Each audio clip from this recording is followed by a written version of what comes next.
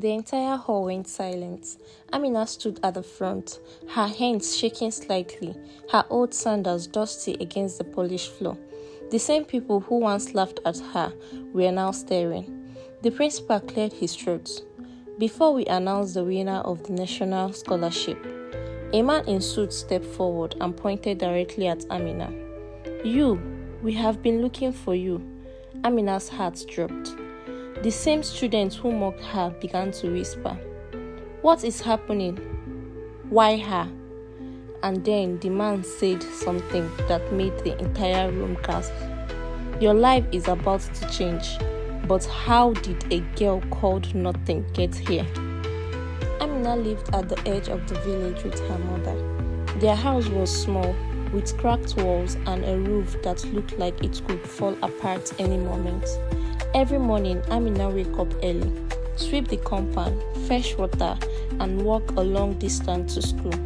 Her uniform was old, her shoes were worn out. Sometimes she went to school hungry. But Amina had something no one could see. She had a sharp brain. At school, things were different. "Look at her dress," Zainab said, laughing loudly with her friends. "She looked like she came from the farm," Musa added. Amina kept quiet. She sat at the back of the class, always listening, always writing.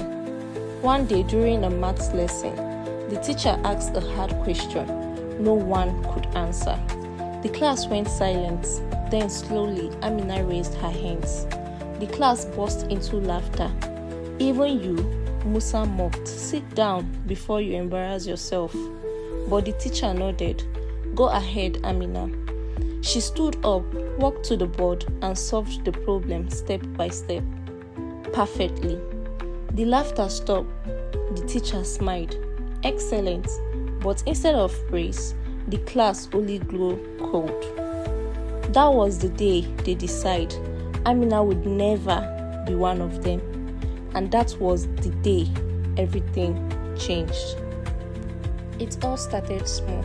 Her books went missing. Her chair was taken. Her name was called in cruel ways.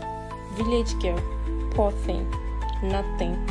One afternoon, during lunch break, Amina opened her bag. Her food was gone. She looked around. Zainab and her friends were laughing. "Looking for something?"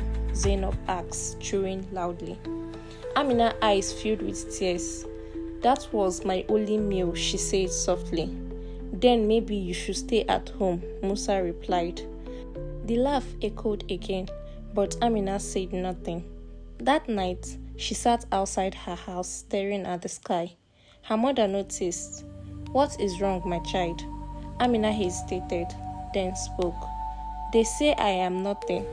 Her mother smiled gently. "People who say that are afraid."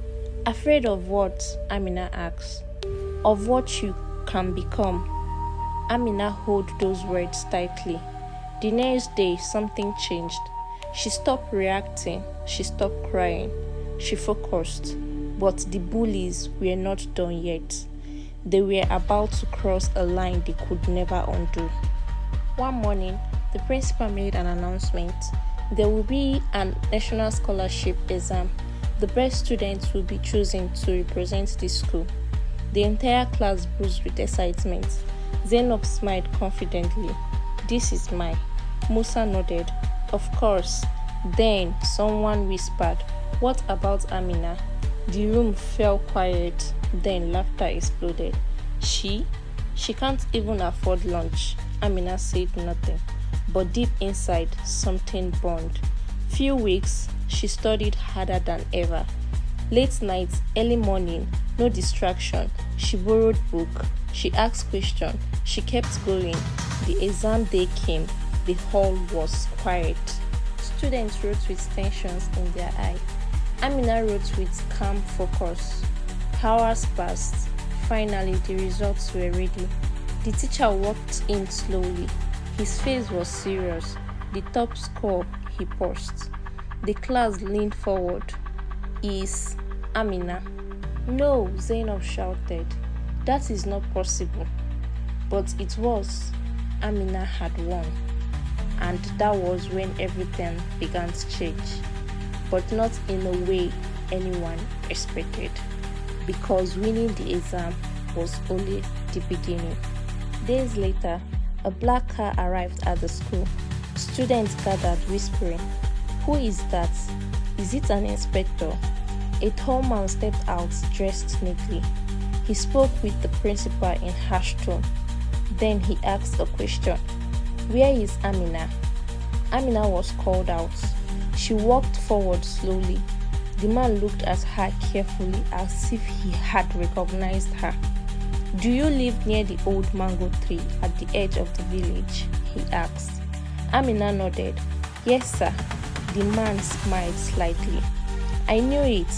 Everyone was confused. Zainab frowned. What is going on?